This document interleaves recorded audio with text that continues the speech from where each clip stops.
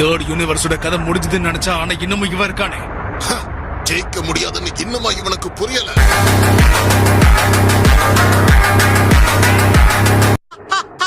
உன்னால என்ன தாக்க முடியாது, அதுதான் உண்மை.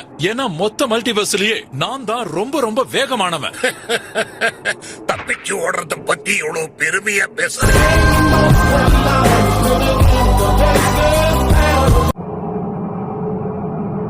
நீ நல்லா தாக்குன.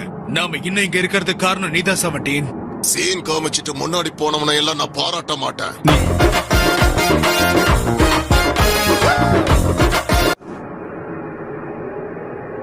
கொஞ்சம் கூட பின்வாங்காத உன்னுடைய வீரத்தை பார்க்க ஆச்சரியமா இருக்கு. ஆனா இப்படி பார்க்கவும் பாவமா இருக்கு. நீதிக்காக போராடுற நீயே சட்டை கிழிஞ்சு நின்னா என்ன அர்த்தம்?